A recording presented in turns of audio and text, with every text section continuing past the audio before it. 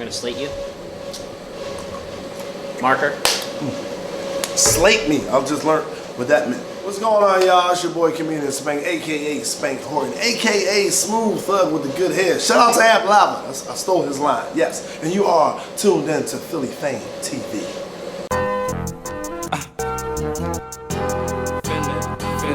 Philly fan.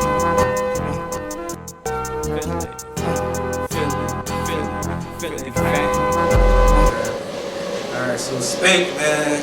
I mean, we live from Philly right now. I know you be in LA, you be running around all different places. Live in LA, baby. I made the move. Right. We're going to get into that too. I want you to explain that a little bit too. But before we get started, yeah. I want you to explain what's going on because we got the cameraman behind the scenes filming the situation. Right. I mean, so explain what's going on for the people. First, little glimpse of you real quick. Right. You know what I mean? Now, explain for the people what we got going on here. Right now, I'm shooting a documentary. Right now, the name is called On the Road with Kevin Hart. But we're probably going to change that name because that name's kind of cheesy if you ask me. But I think we're going to change that name. But basically, it's going to be a documentary shooting about like with Kevin Hart and how big he is. But it's about the people that's around him, his friends. And we all got like jobs to do and things that we're doing. So they're following us and our path and what we're doing in our careers. So I took him to the hood. You know what I'm saying? Show him where I was raised at. He got a little scared because they said, hey, the street light's coming on. How long we going to be? I was like, yeah, I know. It's getting a little scary. We can get out of here. Don't worry about it. We're good. We're out of here. And they just follow me, seeing my journey and seeing what I got coming out next and stuff like that. So it's a good look. It's going to be a good look. Right. And it's promoting y'all too. So y'all going to be on the docu now. Got us a little cameo on that joint. So yeah, shout out to you for that. Yeah, I'm going to need a little tip percent too. This shit gets so big, I need tip percent. I'm like a manager too. Alright, so let's get on your neighborhood a little bit, flashback a little bit, because you grew up in a nice town section in North Philly. Yeah. So for the people who don't know, who ain't familiar, just speak a little bit on your upbringing and how it was for you coming up as a young man in that area. Coming up was, it was, as any hood, it was a little rough, but you also had good times. I focus more on the good times. Of course, people died, my friends went to jail, stuff like that, but I always focus on the good times, like, the childhood games, like Catch a Girl, Get a Girl, what other childhood games we had that we played that was just fun, freeze tag, regular games, I always focus on that part. I wasn't really into the crime, because some of my friends was into the crime. I wasn't, I tried to sell drugs. I thought it was stupid. Motherfucker gave me a pack.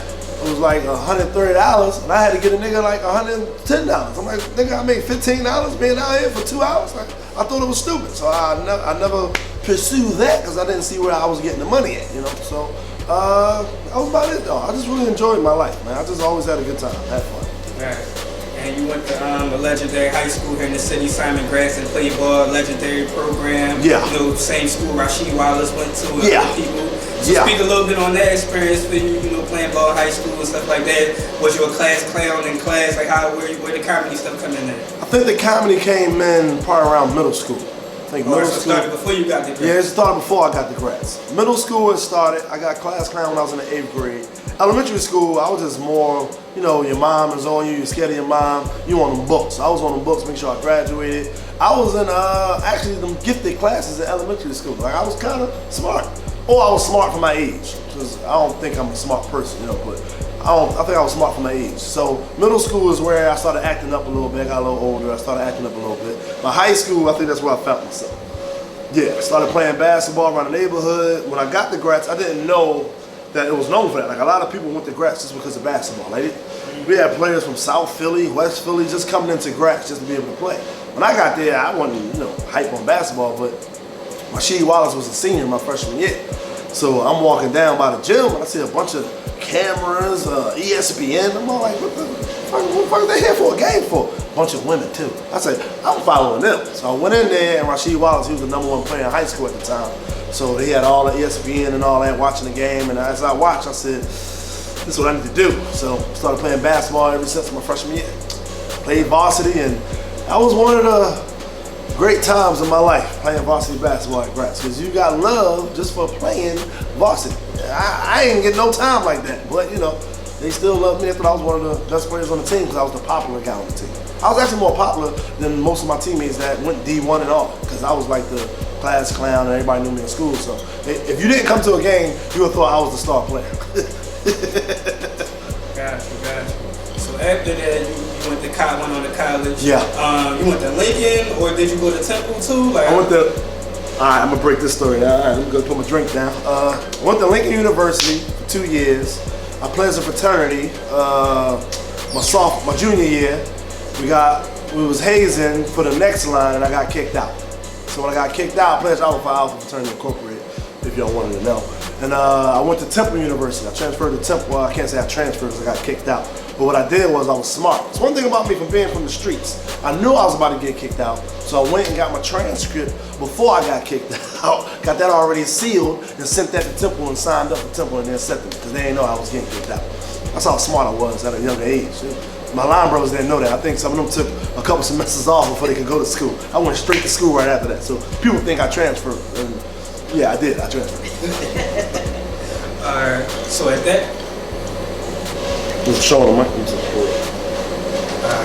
my man fixing him up, getting him right. Alright, so is that the point where you met Kev? Did y'all meet like at Temple or? Nah.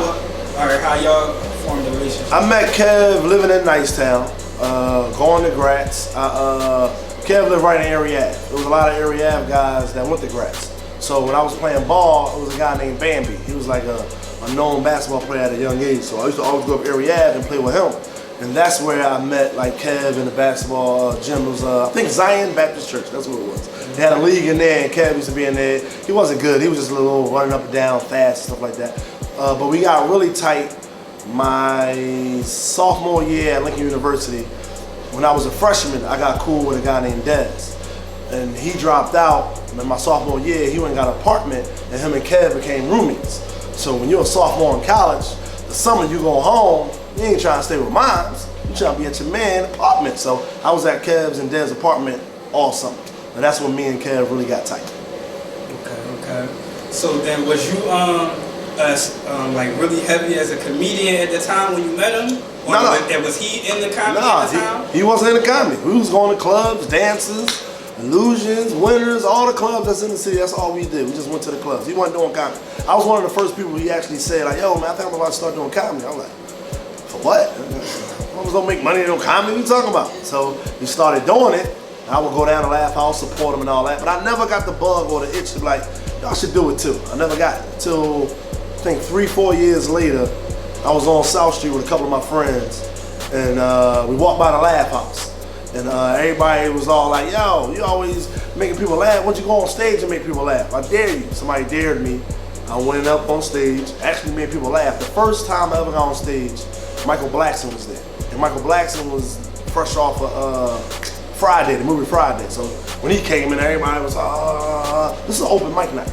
I'm on stage killing. Got off stage, he came to me and was like, yo, man, you ain't funny, but you got it. And I was like, what you talking about? I'm not funny, but I got it. But now, as I kept going with it, I understood what he was saying. Basically, he was saying I had stage presence, but I didn't have the delivery with the jokes and stuff like that. And in due time, you get that. The more and more you get on stage, you get the delivery, you get your facial feature, like you get everything with a joke. So I got what he was saying at the beginning. But at first, I was like, yo, he hating. He fresh off a movie, but he ain't get the love that I got on stage. And plus, I had like 50 people from Nicetown at the show too, so that probably another reason why I did good. Okay. So, speak a little bit on the comedy grind, like to get to the point where Kev first really got a good look, because you've been around him since the beginning. Right. So what was your grind like to the point where he got his first major look, whatever they may have been? To me, his first major look was when he did Paper Soldiers. He called me, he said, yo dude, I just did a movie. I'm like, man, get the fuck out of there. I wasn't even doing comedy then. I'm like, man, get the fuck out of there. He ain't doing no goddamn movie. He's like, yo, man, I just did a movie with Jay-Z. I'm telling you. I said, yeah, whatever. So I think like a couple weeks went by and the bootleg started surfacing. Watched the bootleg. Here you go. I see his little. I said, wow. Called him right there. I said, yo, I'm watching the movie right now, nigga. You on it? He said, yeah, nigga. So that's what I thought was his first major move when he did Paper Soldiers. But his real big move when I was rolling with him was, I'm gonna say he did the Shaq All-Star. Like a lot of people probably think Soul Plane, but nah, I don't think it was Soul Plane. I think more people got to know him, but they didn't know he did stand-up. They just know he was the funny guy in the movie. They didn't know he was a comedian. Like we'd be on shows, doing shows, and people would come up, Nate Sean, what's going on, Nate Sean? That was his character on Soul Plane, so he really didn't know who he was. I'm sorry, somebody called me, right? I gotta make sure okay, there's nobody. Yeah, so I think When he did Shaq All-Star, that took him to the next level. What was it called? Shaq's Comedy All-Star something. It was something like that, somewhere. I might fuck the name up, but yeah, he did that. He did that like 2006, 7, somewhere around there. He did that, and that's when a lot of people start to see that, yo, he do stand-up, and then his rise just took off. So his initial look and his arrival to stardom, so to speak, how did that affect your life personally, individually, as far as like your family, your friends, your lifestyle, and all that type of stuff? I feel like I won too. You know, when you got a crew and one of your mans get on, you feel like I'm on. You know what I'm saying? My man winning, I'm winning. But the other people don't look at it like that. The haters, you know, the haters like that, these niggas just following around Kev. You would too if Kev was your friend, man. Like, what you talking about? Yeah, so once he won, I automatically won. That's how it is. To me, to this day, Soul Plane is a great movie. I don't care what anybody say. Think about it. You with your friend who you grew up with, and you see him in a movie, that's gonna be your favorite movie. I don't care what anybody says. If that's your friend, I don't care how corny people say it is. Hey, whatever, it was great to me. I think it was a great movie, if you ask me. Right. All right, so let's get to the Plastic Cup Boyz, because you're a part of that. Right. That's the name of your crew, so to speak.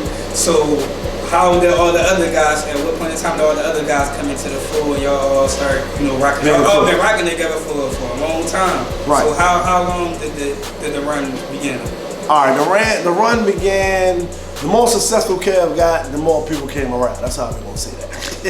But I'm not gonna say this just was leeching around. It was just like, you got his barber, you got like a comedian friend that helped him write, you got a trainer, you got who else? You got like my friend that became one of his friends, so now they work for him. He don't like to be called the assistant, but I think it's called the executive assistant. I don't know what the fuck his name is, but that's my nigga Wayne. Who else is around with us? Naeem. Naeem was around from the beginning though. Originally it was Kev and Naeem as far as comedy at the beginning. I wasn't doing comedy yet, so I wasn't like around like that, but I always stayed in touch whenever he came to the city. Then when I got the itch for it, he found out I didn't even call him and tell him I was doing comedy. He actually heard about me, because my name started buzzing a little bit in the city, and he hit me and said, yo, you doing comedy? He said, man, why you didn't call me? I was like, I don't want, to call you like, yo, I'm doing comedy, and you just tag along. I wanted you to hear me so I know I was good. So once he heard of me, he said, yo, as soon as I get a chance, I got you. So he started working in comedy clubs, and then he was like, yo, they said I can bring my own host. I want you to come along and host with me. So I started hosting. It was me, Naeem, and him. And his road manager, Nate Smith. Shout out to Nate. He the old dude with the loud-ass suit jackets that be wearing on the tour. It was us four. Then after that, I would say it was Wayne, because Wayne was my roommate when we was going to Temple University or whatever. I would bring him around because he worked at the airport. He flew for free. So me and him would be roommates here flying with us, blah, blah, blah. So then Wayne started working for him. Then when he started doing movies, he didn't have a lot of time to keep up writing with his material for stand-up. So what he did was he brought a comedian named Harry. He stopped doing comedy, but he was friends with him already. So he said, yo, I'll come watch you perform and help you, write up some jokes. So he had Harry come around, and after Harry it was Joey. Then he started bringing his barber around, because now he's getting money, so he can bring his barber on the road with him. And then he started bringing his trainer around. So we all came together with, let's come up with a name. Actually, we came up with the name because when Kev would stop touring, when he was doing comedy clubs, way before he was big in arenas and stuff like that, we'd do comedy clubs, and when he had stopped doing comedy clubs, he'd do movies. So when he was doing movies, it'd just be me and Naeem, like, yo, man, we ain't making no money, bro. You need to get back in the comedy clubs so we start making money every week. So next time when he started doing comedy clubs, we came up with this name like Plastic Cup Boyz. We was just playing around with it, and it came up, and we started calling each other that, calling each other, going in the clubs and Plastic Cup. So after that, the name started to brand. So when it started branding, we said, hey, when Kev and I are touring, let's go on the road and call ourselves the Plastic Cup Boyz. We started rolling like that, and we started selling out comedy clubs. So that helped us out to make more money when Kev's not working. So therefore, I'll take that being called a Plastic Cup Boy while I'm drinking out of a glass. Yeah, I know. Okay. So yeah, y'all guys been opening up for Kev on his shows, getting looks in his specials, certain little movies and stuff here and there. Yeah. So have you been okay with like staying in that type of role, like meaning people associate you with Kev, or you more so would like people more so to know you for you and your own name? I definitely want everybody to know me as my own name, but I'm one of them guys that's so confident in myself. I don't care when people say, yo, that's Kev's friend. I'm like, yo, what up with you? because I know who I am. But I can tell how groups break up. I definitely can see it. Because you know, every man has an ego. They feel like they the man of the crew or something like that. But to this day, Kevin tell you, nah, Spank feel like he runs this crew. He feel like this is his crew. Like, I really look at it like, this is my crew. You just the popular one, but this is my crew. You know what I'm saying? Because whenever I'm like, yo, we going here, everybody like, yo, we there. Not to say like I'm the leader and they followers, but you know, I have the great ideas. Let's put it like that. I have the great ideas. And people are like, fuck it, we out. Let's go, Spank. And plus, I'm the party guy. So everybody wants to be around me, you know? Cheers. Alright, I want you to get your thoughts on, you know, comedian beef, so to speak. I mean, a lot of people be throwing shots at Kev because he's the top guy, he's in that seat. And you're around me, basically, as your man, because I look at it sort of like rap beef, like how rapists throw shots. So how do you feel when you see like people throwing little shots or making little comments in regards to Kev and his success and stuff? It's just hate. I get mad when Kev responds. I'm like, why even respond, bro? Let them talk, man. You're up here, they're down here looking up at you mad. Like in his last interview, he finally really said it. He said, each and every one of the people that hates on him had their chance and they fucked it up. But for some reason, since they fucked it up, they want to get on interviews and say, I'm keeping it real, I'm not crossing over, I'm not letting the white man do this and that. That's always like whenever a nigga didn't make where he should have made it to. So they want to try to blame it on something else. No, Kev is a real professional, man. He way more professional than me, I ain't gonna lie to you. There's been plenty of times he called me and said, yo man, don't tweet that. You can't tweet stuff like that. Come on, Spank, we're in a different space. You can't be talking like that on Twitter, but I'm gonna be me regardless. So, but he's just very professional, man. They gotta understand that. When keeping it real to me is being professional. Now all of a sudden, when you professional, that's not keeping it real. Like, what are you talking about? That's like the person at the job that get mad at the supervisor when the supervisor say, "Hey man, you gotta do this." And he's like, "Man, ain't nobody doing all that shit. I think hating. He always want me to work." Nigga, you at work. What you talking about? You hating on you? But you know, some people got that small mind frame and they think like that. So they just hate. But I don't care about it. They ain't gonna put their hands on them. I'll tell you that. I ain't saying I'm the enforcer or nothing, but they ain't gonna put their hands on them. I'll tell you that right now. They can talk all they want. So let's switch gears a little bit and talk a little bit about tour life. I mean, the What Now tour, I see you got the... I'm married, man. I can't really talk about tour life. I ain't gonna lie to you, man. I'm married, man. You trying to get me caught up out here, man. Come on, I see what you're doing. Huh? You trying to be like Vlad? Vlad be getting all the rappers caught up going to jail. I'm not gonna let you get me, okay, Philly Faye? I know what you're trying to do. Oh, I'm not switching. I'm not switching. I know y'all be traveling all over the world. I mean, so the What Now job was explaining it because you got the chain. Yeah, the What Now with the question mark. And then you got the Irresponsible tour going on, the more current one. So speak a little bit on what the tour life been like, the success of the tour, and being on the road with such a huge star like this. Right. No. The tour life, I ain't gonna front, is great. We definitely travel like pop stars. I'm not even gonna lie to you. Like he do pop star type dates. Like we did 100. We doing 130 on this tour alone. Like when you go look at rappers and who else tour? Pop stars do like 100 cities. But rappers, they be doing like 50 to 60. We're doing 130. Woo! Yeah, it's great. That's all I can say. We've been everywhere. Like we leave Tuesday to do Alaska. Then Thursday we do Hawaii. Friday we do Hawaii. We got 2 shows in Hawaii.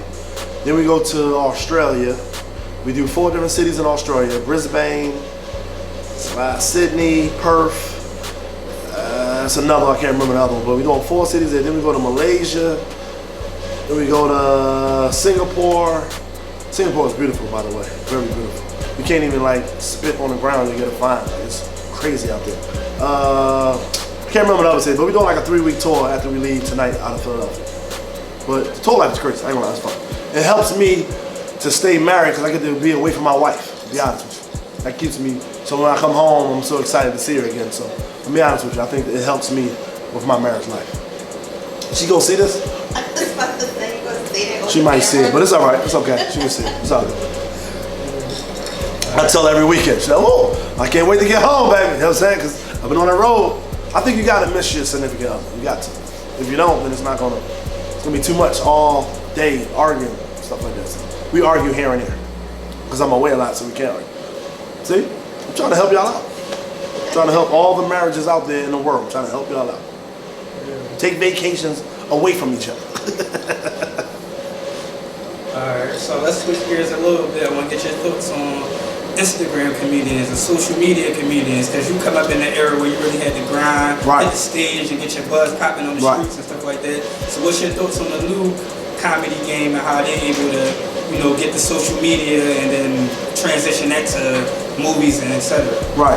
I ain't gonna lie to you. I wish Instagram and all that came early in my career, so I ain't have to grind so goddamn hard. That's what I wish. I'll tell you that. But nah, I pick up all them social media guys, man. They found a platform to help them to skip a couple steps. It's just a couple steps. It's not a lot. It's not like they do all that and then become a big superstar. You know, it's just skipping a small grind part. But they still grind with their videos and stuff like that. Like, when you drop videos, as much as they drop videos, you gotta look at it as a grind too. It's just a different kind of grind.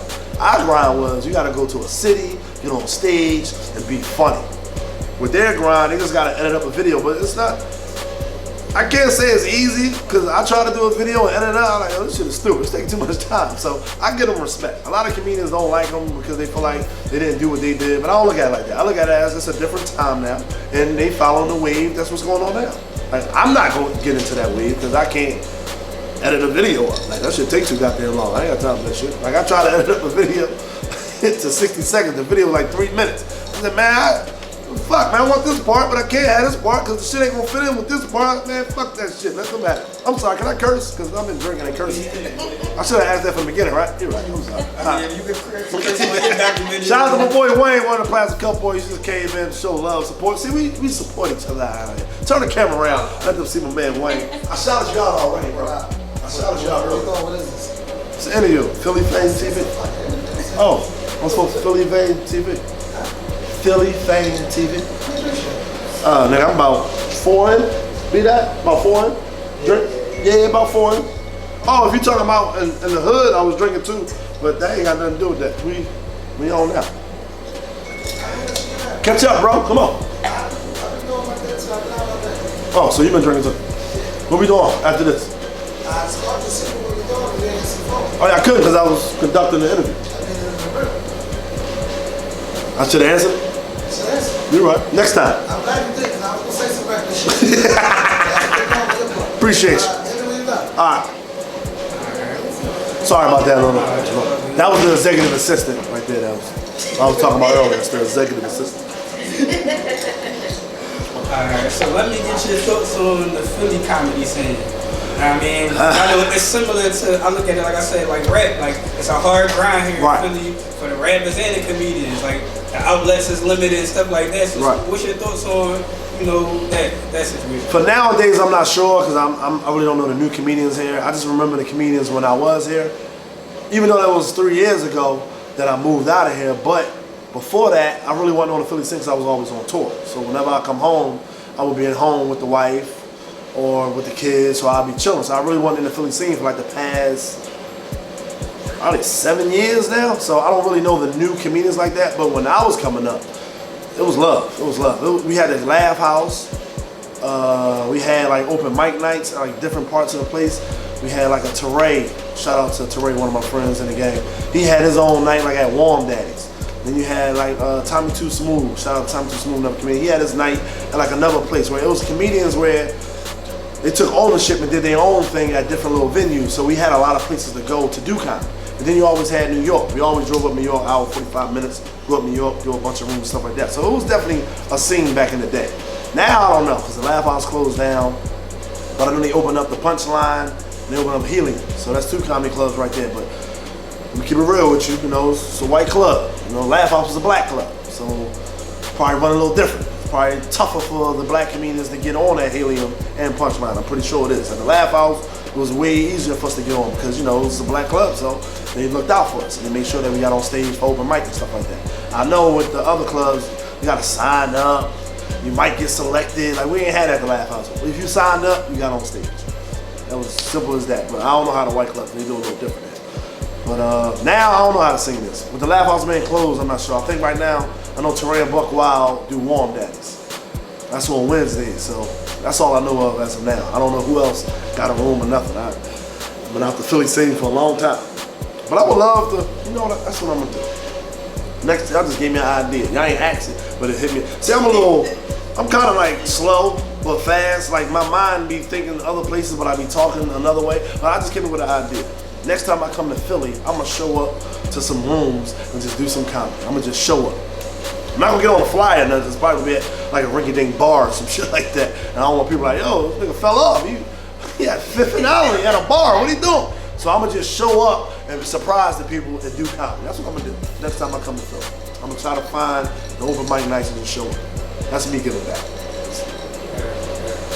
Alright, let's get your thoughts on Philly hip hop scene. I don't know how in tune you are with the newer era, but you are from, you know, the era where I like to call the golden era. Yeah. You're from the same neighborhood as some artists such as like Speedo. Yes, sir. Young Guns. Yes, sir. Like that. So what's your thoughts on Philly hip hop scene from your era and more up to date? Our era was dope because I knew them. Like I knew Major Figures, I knew Speedo, I knew Young Guns, I knew Miss G. Like I knew them. So, like I said, when I said earlier about Kev, when he win, I win. So when they was winning, I felt like I was winning because if I ever saw him and he was in the club, there was always love. I remember one time I showed up when they had a party at Chrome years ago.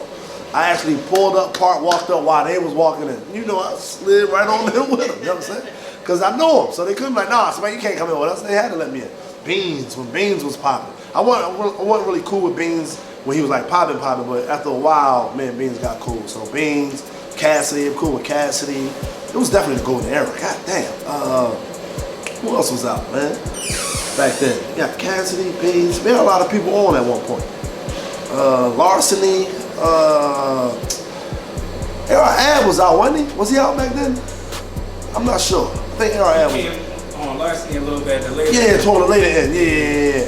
Who else was out, man? I know I'm missing some people. Yeah, there was a lot of people at one point in time. Most Wanted. Most Wanted. Oh, shout out to Boo Bonic. Man, what? I was just hanging out with Boo Bonic last week in LA. He live in LA now. He showed me some of his paintings he got. Yo, dope ass fucking painting, man. God damn.